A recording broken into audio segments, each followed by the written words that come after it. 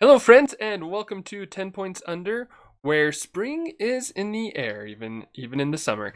This is Big Bullfrog, and joining me today is a great guest who I've been able to have on a good amount of times, and who is a fan favorite, very, very knowledgeable about the game, all that good stuff. It's Doc. Welcome, Doc. I'm glad you're making it back on. I'm glad I'm a fan favorite. Sometimes it doesn't feel that way.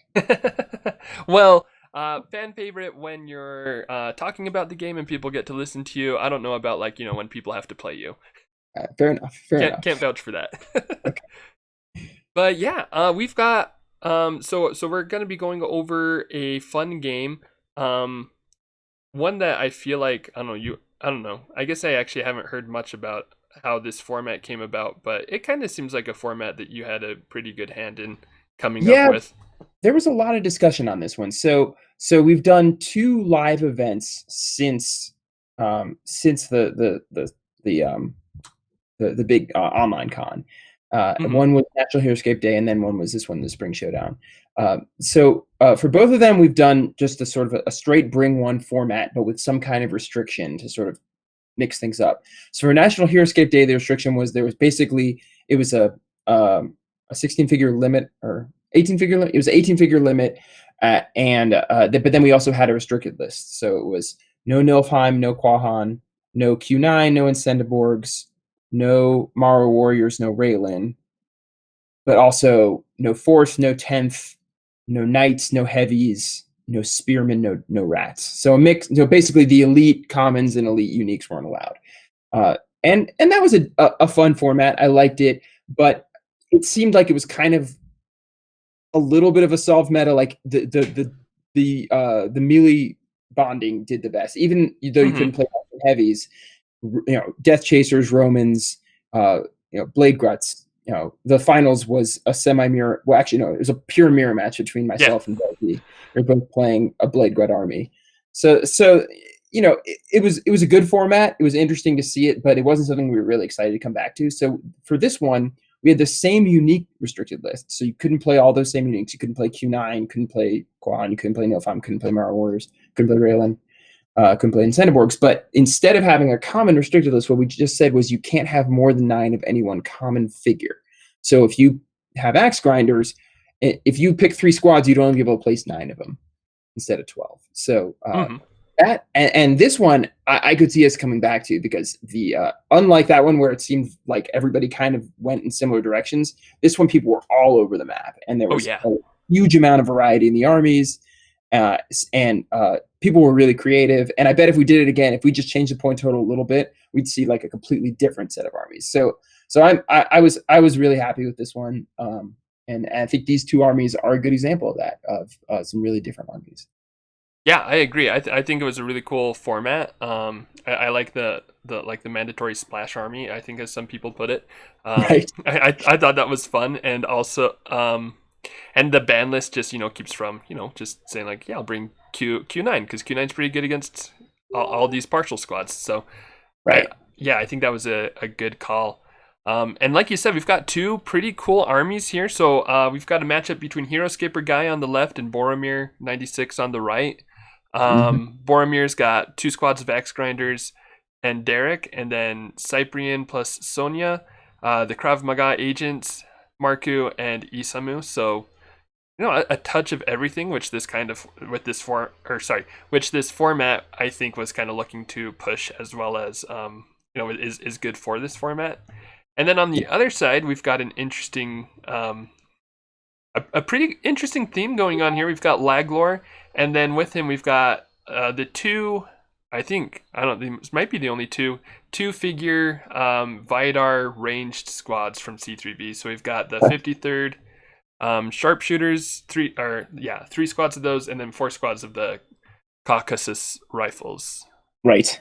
We got the Rebs and the Ruskies. Yeah, it's Mm-hmm. it's an it's an interesting army. So I would say Boromir's is uh, maybe a little more meta gamey for this format. Mm-hmm. The dwarves are good because there's lots of at least you would have expected lots of large figures. I'm not sure if that actually really played out. There weren't a ton of large figures as it turned out.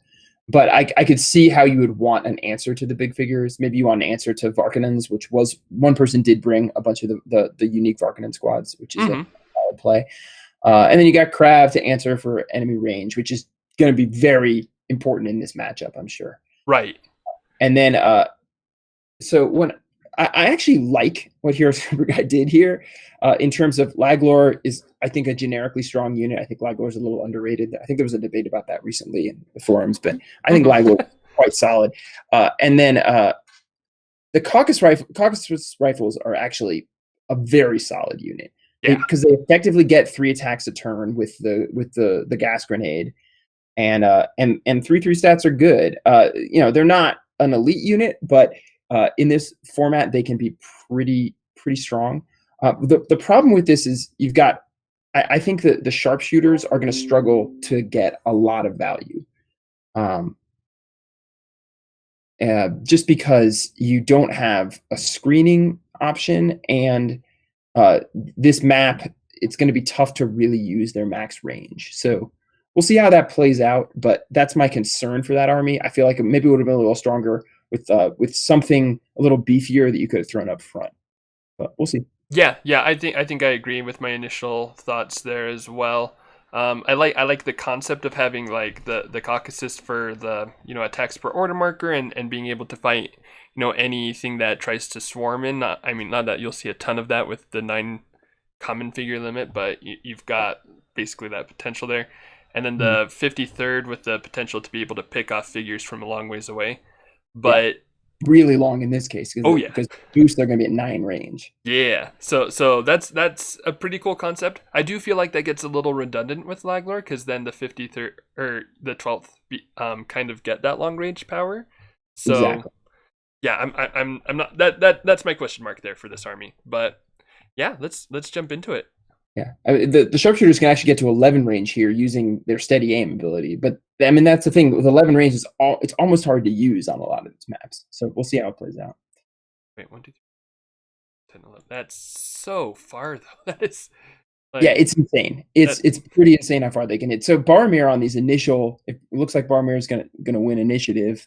Boromir's got to think on these early turns, like, do I even want how far do I want to move out? So this is interesting. Boromir is running a Krav opening, which normally is something that you're really scared to do because you don't have a screen. But here it's like, well, both armies kind of want to snipe from distance. So maybe you figure, you try to pick off anything on the road. The problem is if you get on those high spots, with the road bonus, anything on road is going to be able to get to you. So right.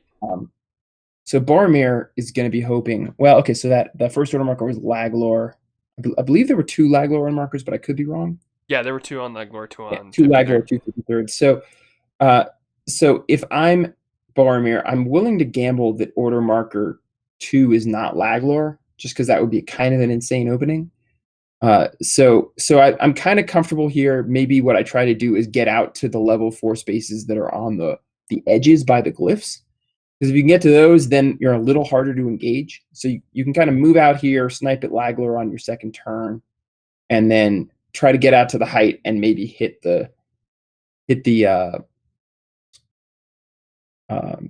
some units on your third turn.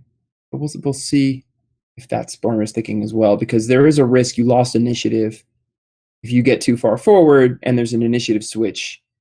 You could get engaged and killed by units that weren't even anywhere close to you. Right. So Boromir, I'm sure, would have rather have lost to that opening initiative so that he would have had an opportunity to move up. I'm thinking this might. Boromir's been. This time Boromir wasn't on a hot streak. Boromir's been on a hot streak lately. He won our most recent event. So and I think he's 3-0 in the current event. So he's on a hot streak. Yeah, doing pretty well. He's a solid player. It's cool to have him back. He played in the early days of online Heroscape. He played a lot, and then I think he went off to college and didn't play for a while, and now he's gotten back into it. So it's cool to see people come back into the game like that. Yeah, and it seems like he didn't even need much of a no. period to warm back up. He just came back in and started making waves again. Indeed, he picked up where he left off for sure. Yeah, he's kind of debating here because where he's got that crab positioned, it's not going to be able to get a shot off. But I think he just wants to be careful here. Yeah, probably just in case that second Laglor order marker happens. Yeah, I wouldn't personally be concerned about that. Agreed. I mean, yeah, okay. Now he decided to say screw it, which I approve of. He might just be thinking he's going to get shot at immediately by the 53rd, but you know what? You have stealth dodge. That's what stealth dodge is for. Mm-hmm. If he shoots you from the start zone, you're going to be rolling 5 defense. Chance of a whiff on 5 defense is pretty low. I'd have to do the math, but it's small. It's like it's in the neighborhood of, between 10 and 15%, I'd guess. 10 and 15 sounds about right to me. That's just sort of instinct, not doing the math. But I can do the math. I could eventually do the math. I got it. I got you. 13%. So I was close. Yeah. I said between 10 and 15. I'm going to say 13 is reasonably accurate. I'd say that's pretty well within 10 and 15. Yeah. So. Yeah. So let's 1, 2, 3, 4. Oh, so he's trying to get shots on the squaddies, which I think is a much higher value for him. If he can pick off, and he's going for the caucuses, which I guess he's just judged that they're more dangerous, which I agree with it. I mean, if he can kill the caucuses, then he can rush with dwarves across the map and probably finish things that way. Mm-hmm. That's an interesting way to get a kill. So I would expect that he's going to back up a bunch on his third. So it'll be interesting to see, because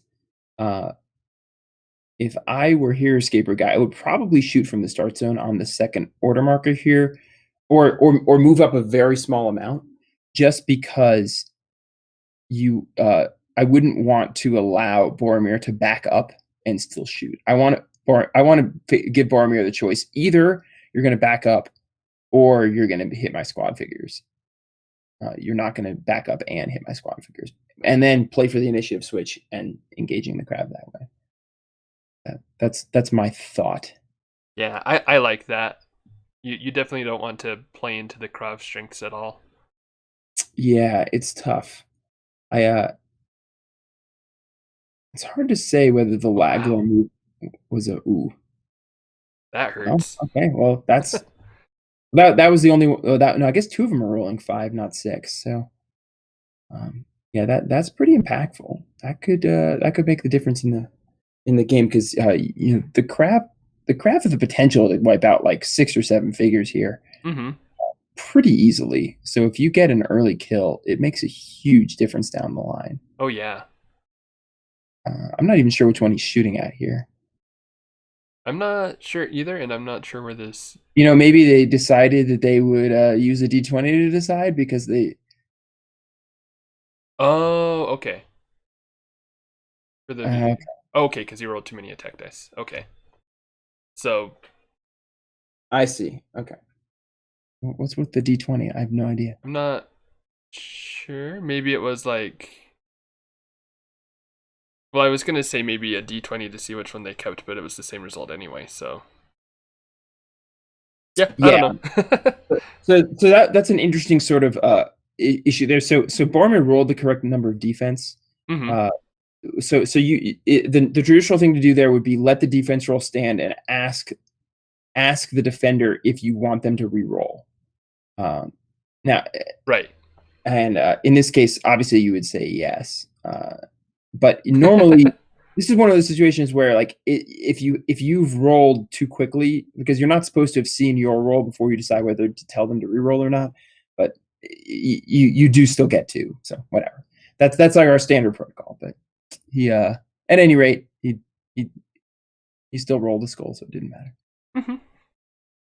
So yeah, so this was smart to not move, and now Boromir is now making himself vulnerable to an initiative switch here, which probably is what he has to do. But the only thing is now a Laglor in it win on the like you could put an order marker on Laglor on the initiative switch and kill a Crab that way. So the Crab are probably, I mean, they're in bad shape with the whiff already, but then now they've got a 50-50 shot of getting killed on an initiative switch too. So, or at least engaged, which is in some ways just as bad.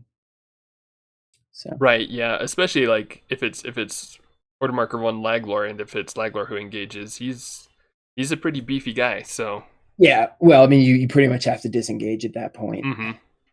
Or just accept that Crab's going to die. But or a Crab could whiff here, and then you don't even have to worry about it because you're done playing the Crab. Right. Put one order marker on him in the start of the next round, and then just go to option B. So yeah, I'm sure Heroscaper Guy would have liked that, but yeah, so it's interesting. I mean, Heroscaper Guy's lost 4 units to Boromir's 1, but I still feel like it's gone okay for Heroscaper Guy to get 1 kill and to be in a situation where now, if you win initiative, you're probably going to kill one of the Crab. So that's not a bad spot to be in at this stage of the game. It's not great, right? But it's not bad. Yeah, especially against against Krav Maga with a fully ranged army. I'd definitely take that position. Yeah. Well, I guess if I got to choose between the two, I'd probably still choose Boromir overall, I think. But yeah, I agree. But I would not hate being given Heroscaper Guy's position. Well, I mean, if I'm Heroscaper Guy, I take this start because he lost initiative, so that's pretty bad for him. So yeah, I would move this one 2 spaces up, so that you still have range on the 53rd. Yeah, that's exactly the spot, but you can't get engaged on the flip side. So now, does he gamble that it's not Laglor? Because if it's Laglor could still kill her.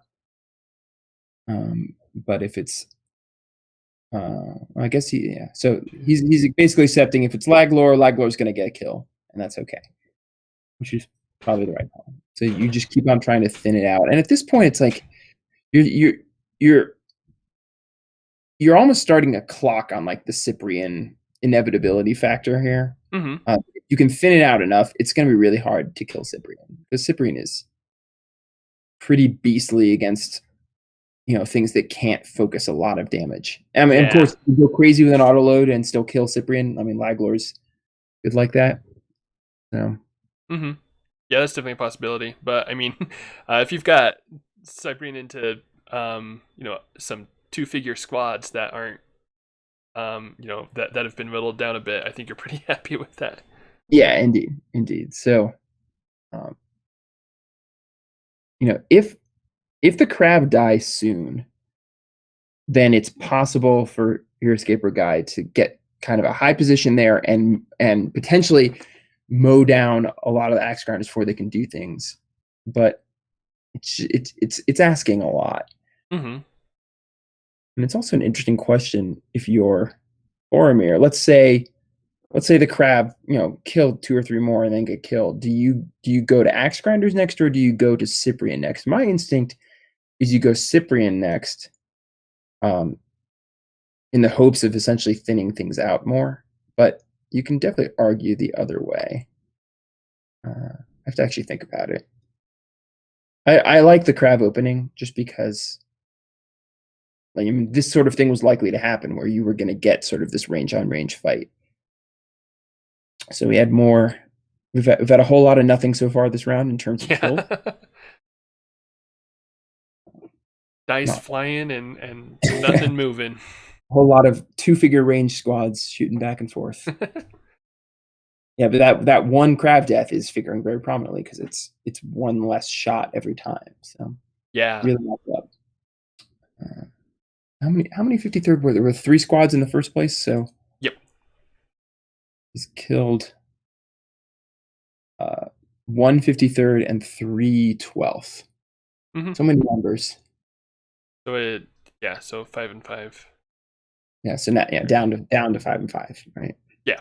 This is an interesting choice. Basically, a gamble here that you're going to get some kills. Oh, or if not, that all right. So he's hemming and hawing on it, but he's okay. He's decided that he doesn't trust it enough 1, 2, 3. because Yeah, pulling he's back. at this point it's either shoot up or risk engagement. Those are the choices. So um, you could. I think I definitely like the keep kiting Yeah, approach. yeah. And you can kind of read the situation if there's a lot of figures pretty far forward, maybe you do go with axe grinders next. Hmm. Whereas maybe if they're really far back, and you think they're unlikely to take the center of the map, maybe you go Cyprian next and try to just pick some off. Yeah, I think I definitely like that. Like if these 253rd or even just one, stays alive long enough to kill one of these Krav, and you're able to go into Cyprian next to come up and just keep Heroscaper Guy from really getting his footing. I think that's pretty good for setting up an end game for the dwarves. Yeah. Yeah, it's just a question of which one you want to go with. I mean, the thing is, as long as the 12th are around, it's a little dangerous to roll with axe grinders because you'll be creating adjacencies and things like that. Mm-hmm. Interesting that when he elected to basically take weaker attacks, that's when he got the kills. But this is looking pretty strong for Boromir at this point. He's thinned it out quite a lot. I think that initiative, the inability to engage the Krav, so the kiting started, it may end up being decisive. If you'd made it out of the Krav with only 4 or 5 dead, 53rd, or 4 soldiers of either sort, then that's a much more favorable position, especially since we know at least 2 order markers were on the Krav for Boromir. So Mm-hmm. if you had killed the Krav early in the second round, you would have been able to sort of throw figures forward and get a bunch of figures up on the high ground and start shooting at the start zone. You can shoot at it again from 11 spaces away. So what's 11 spaces from those lead dwarves? 11 Uh, spaces from the dwarves. Let's see, 1, 2, 3, you 4. could do it from the sandy 2 hexer. Yeah. I Oh, mean, from like this dwarf? Yeah, you could just be sitting right there. yeah, yeah. Just So basically, if you had been able to get those early kills, you'd be able to sit back here. So Boromir did not have full faith in the Crab, which I understand, and decided to basically take the safest option on the third order marker, which was Cyprian. So yeah, I think there's that's a good logic call. there. But this is where it'll be interesting to see, does he go for a Laglor hit, because Laglor's a little bit okay, so it's the 12th now. The 12th will be able to hit Cyprian because of Laglor. Mm-hmm. I mean, that one would have been able to anyway, actually.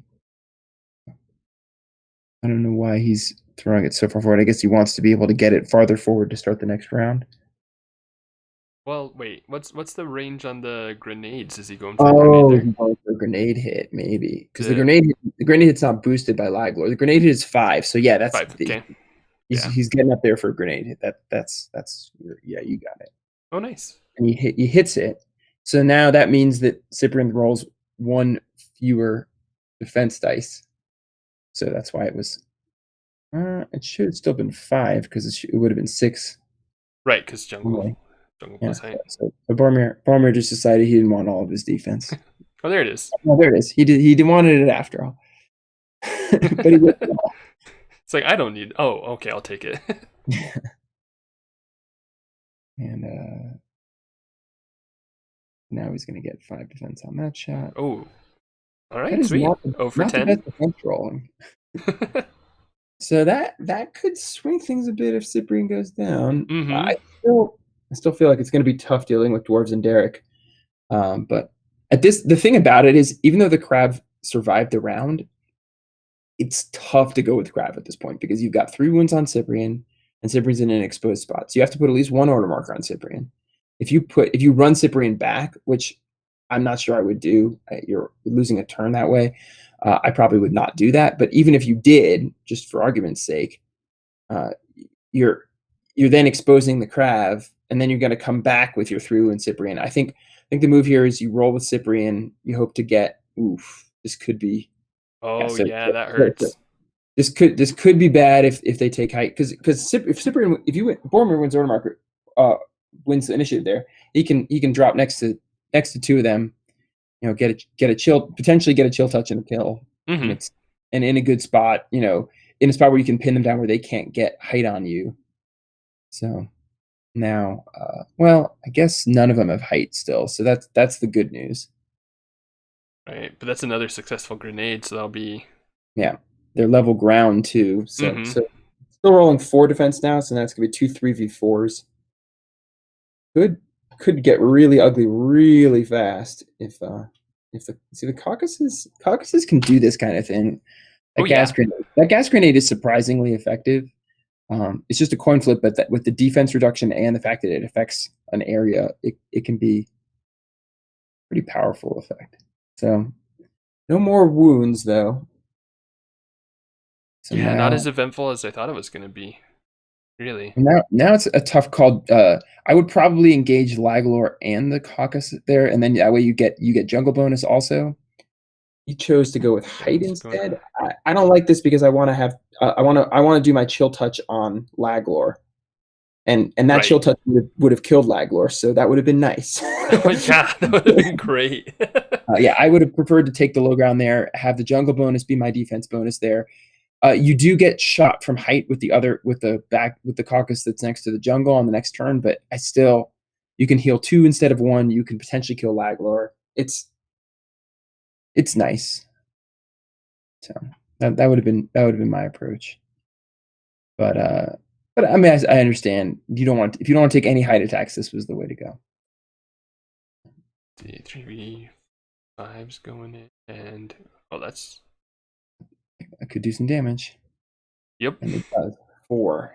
So now you're in that same spot where you could engage. Well, now it's not as nice though, because if you engage Laglor, you're either a solo engaging Laglor, which I don't like because you can't heal effectively, or you go to low ground and then you're getting pounded by height on every side. So he's continuing to put the most value on having height advantage and less on having multiple targets, which looks smart now because he rolled poorly this time. Right. It looks dumb when he rolls great on the chill touch, but it looks really smart when he rolls bad on it. Yeah, you just got to know what you're gonna roll before you roll it. That's all. Exactly. That's all. It's like playing Master of the Hunt. You got to know whether you're gonna hit your javelin before. Exactly. Do I get 7 range? Let's see. Toughest power. Anyway. Yeah, if it was just before moving, it would be a fine power.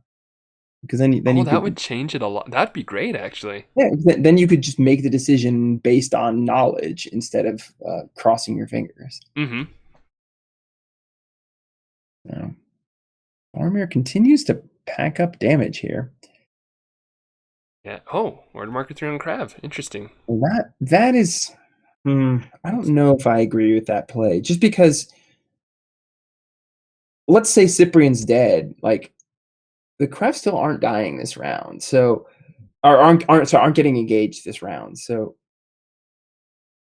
I don't know. I would rather have gotten another shot with Cyprian. I think you just gotta kind of cross your fingers there. But yeah, I mean, like Cyprian's so sharky. If he's like you said, if he's dead, then sure. But exactly. Yeah. The order markers are super critical, and if they do engage the Krav, at least they're pulling them pretty far forward where either Cyprian picks them off if Cyprian's still alive, or the axe grinders can get to them pretty quickly. So anyway, they did get the key kill there. 1, 2, 3, 4. Oh, okay. Different. I read that. Yeah, you're wrong. No, it's everything was above board on this one. So I don't think Cyprian got an issue there. It was right. So that's the end of the round. With 4 wounds on Cyprian, it's a tough call. I would probably put order marker 1 on Cyprian and then go to Krav, just because there is a good chance here if you went 1, 2, 3 on Cyprian with 4. I mean, you could lose your whole round. Right. I would probably want to go order marker 1 on Cyprian. There's a fair amount to get done, and you have pretty good odds here of staying alive through one, especially since, let's see, there's 1, 2, 3, 4, 5, 6. So there's still one squad left of each. Is that right? Yeah, so There's three, one squad and then one plus one. yeah, 353rds and one, and then one squad of the boxes. Yeah. So that, yeah, now this is where you can see the difficulty Heroscaper Guy is going to have. You know, he's got a full start zone of dwarves to deal with, and even though the dwarves are going to be taking shots from height, like there might not be a full squad to be dealing those shots. So it's not looking great for Heroscaper Guy, despite the fact that he's done reasonably well thinning out Cyprian, but at the end of the day, he's only killed one unit, so it's one figure. So it's funny because I don't feel like he's done terribly, but it maybe just makes the matchup look pretty bad. Right. Yeah. Same. I'm like, yeah, going through this play for play, I've been thinking, Heroscaper Guy's doing all right, but yeah, once you look at the board state, though. Yeah. So that's probably I missed the order markers that Boromir had, but I'm guessing that's the only one we're going to see on Cyprian. That was, especially with that placement. That to me says he's just tying down, just hoping that bottlenecks it a little, and he gets a couple shots of the Crav. He might even go 3 on Axe Grinders here, though I would probably go Cyprian Crav if it were me.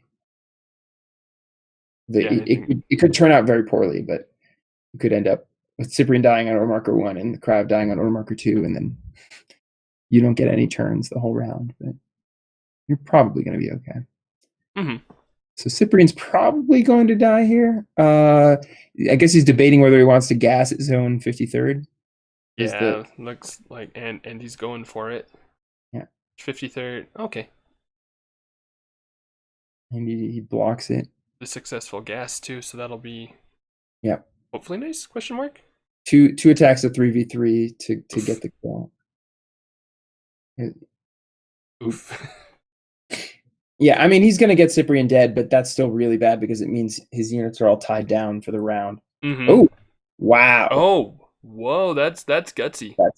That's some cojones. I would not have done that. I would have put the other order marker on Cyprian last round, but I would not have put this order marker on Cyprian this round. That is gutsy. Yeah, and especially with that placement. Yeah, like Cyprian had a pretty decent chance of dying there. And now, that takes you down below a squad on the 12th, which are the more dangerous squad to the Axe Grinders. So that's pretty rough. Yeah. And now it's going to be, well, I guess that one at least is going to have jungle protection if order marker 3 is the Crab, which I assume it is. So third order marker Cyprian? That would be a little bit crazy. So yeah, we got it dead. So that was a, oh no, because he healed. Yeah. Wow. So that's I was gonna say that was a mistake to attack first with the elevated one, because if you get the kill with the low one, you could shoot the Crab with the elevated one, but I guess there was basically no chance of getting the kill with the low one. Oof. This is looking ugly. Yeah, this round could have gone really badly for Boromir. If Boromir loses Cyprian on turn 1, which is absolutely possible, he would have lost 2 order markers, probably gets the Crav engaged and killed before he has a chance to respond. Well, not necessarily, because of the way Heroscaper Guy had his order markers. He would have not been able to engage the Crav, actually. I take that back. But he still would have had shots on them. So, yeah, Heroscaper Guy would actually have had to put, well, okay, I take it back. He would have been able to engage. No, yeah, he would have been able to engage one and kill one of the Crav with Laglor. Interesting, Laglor's not going for the auto load kill and not engaging that Crav. I would have done one or the other, like either engage that Crav so that it can't stealth dodge you, or finish off Cyprian. Because now there's a legit risk that you'll get another Cyprian order marker here. Although I'm not sure it super matters anymore. Axe Grinders should be able to clear everything up here. Right, yeah. Exactly, but yeah, I'm not sure why I didn't engage there with Laglor. Yeah.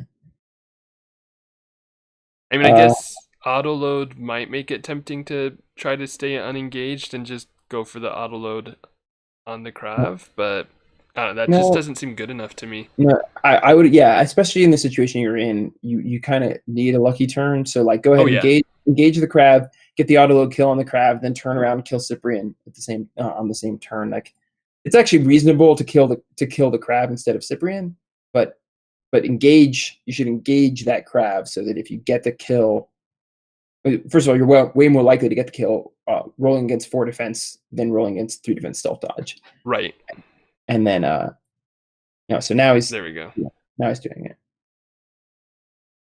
It might have been just a little bit of a things are going poorly. Sometimes your brain slips a little. I know I'm guilty of making some mistakes when things are going poorly as Oh yeah, well. I do that all the time. Things are Oof. going poorly. I should play And safe. and it 'Cause- is the one um, which again makes sense. It's a logical play.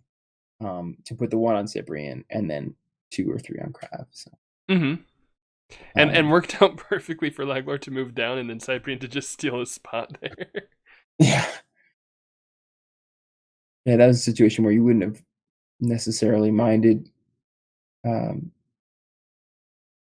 missing out there. So on initiative, it actually wouldn't have been a bad initiative to lose potentially. hmm So still no auto load there. So, but got the crab dead before it had a chance to shoot back at you. So Yeah, which is is this going to be line of sight check time? Are we going to be discussing whether you can see across the face of the hive? Well, yeah, that's what we're talking about. Or I guess they decided it wasn't worth arguing about. yeah. I He don't should, know. Might have so he been. should swing. He should swing Laglor around here to the level 3 road for 2 reasons. One, it blocks you off from the crab line of sight.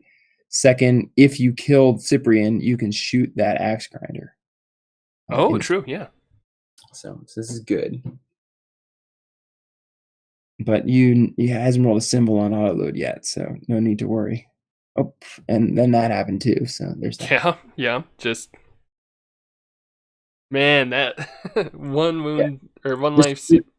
this is the time to go to axe grinders, though. So makes sense. Yeah, here comes Derek. Derek gets a stab in the back on or a sneak attack, 6 dice on Laglor. That pretty much would close it out. Oh yeah. You still have a Samu, so some people say you should never resign while you still have a Samu. It can But happen. It can always happen. yeah, I've been on the end of it. I'm trying to think the worst one. It was I lost me Berksa. I think I want to say 4 Death Chasers and me Berksa and might have been it. Maybe I think Nirak. I think Nirak still had 1 life. So I think Isamu killed like a 1 life Nirak and Muburksa and like 4 Death Chasers. So To only lose. like 120 points. Yeah. I remember it being a little over 100 at the time. So it was brutal. Yeah. Oh man. That Isamu. Yes, that was vegetarian in the finals of Take Two at Gen Con. The finals of Take Two. Oh man. So yeah, my only Take Two loss at Gen Con. Anyway, so yeah, I mean, I think at this point Boromir just rolls with the axe grinders. I mean, there's no real reason to get fancy. Right. So you can take a sneak attack, roll for 6 dice right here. And you can actually even swing him down a little bit south of Laglor so that you can get a second axe grinder next to him.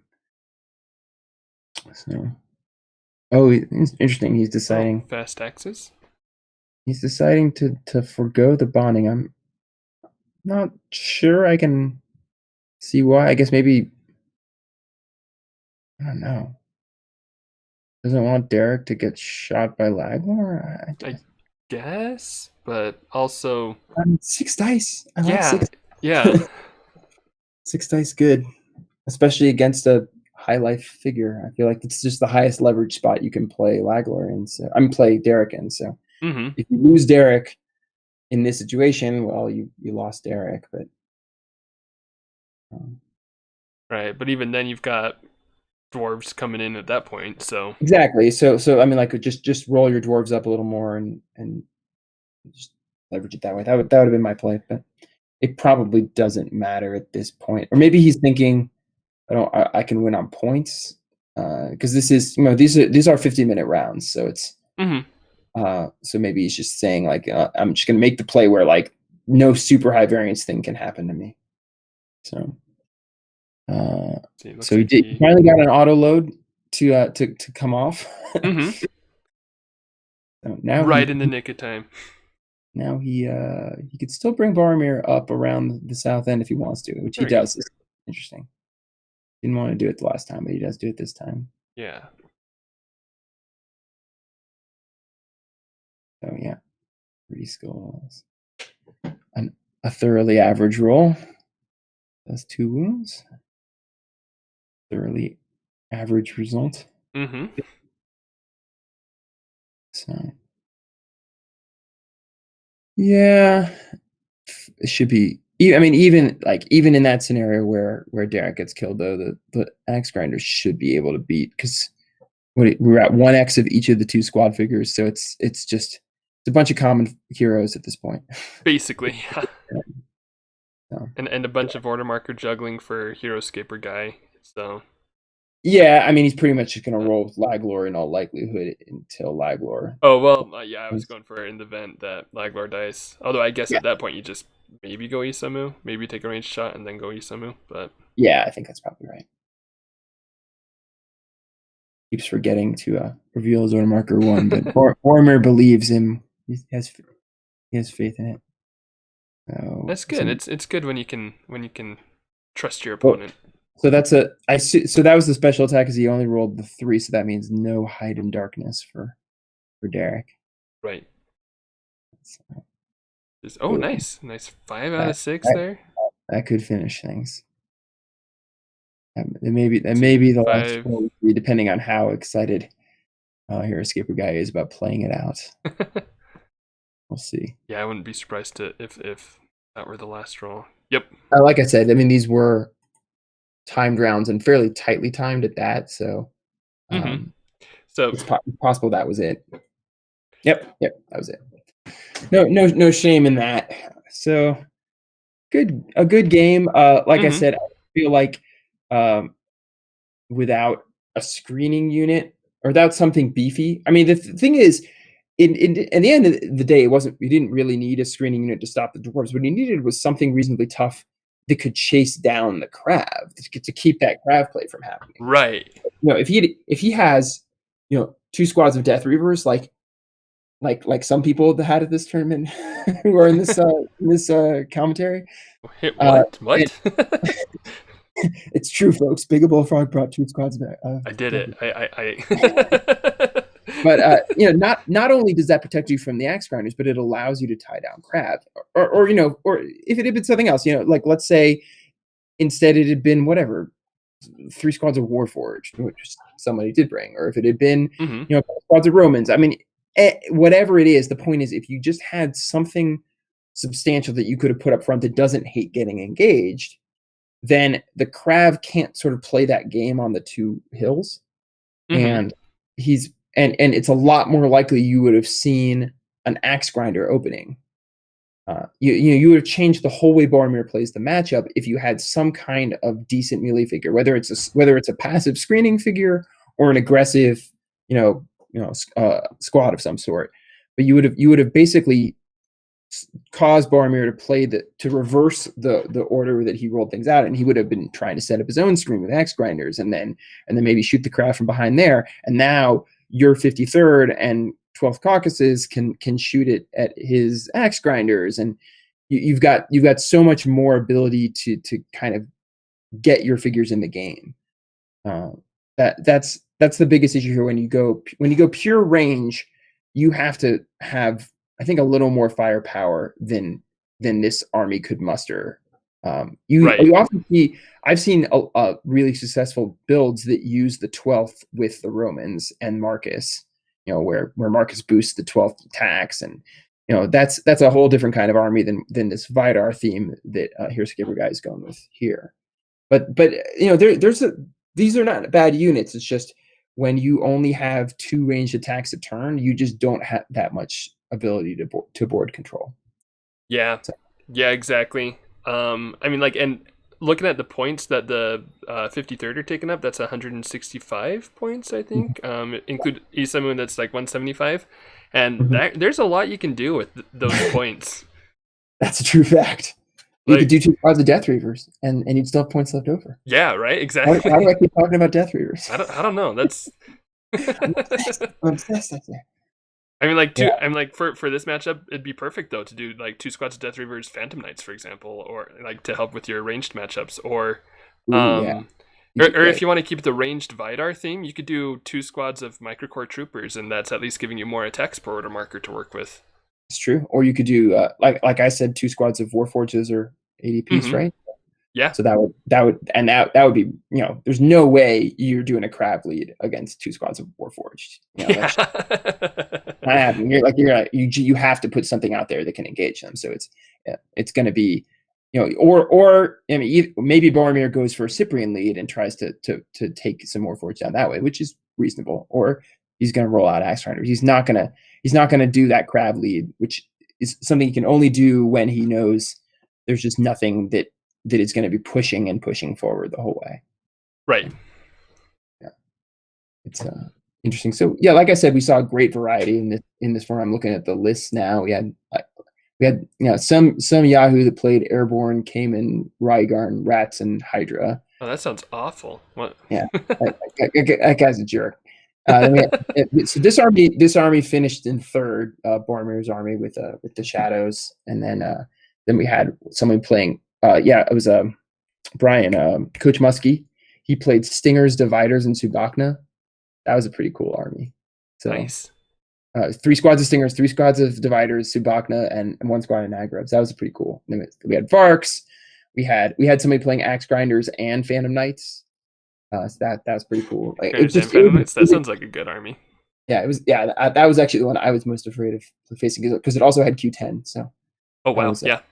that was good stuff. So I was glad to avoid that one. But anyway, like I said, it was a great variety. So really fun event. Really Mm-hmm. cool mix of units, and this was a good one.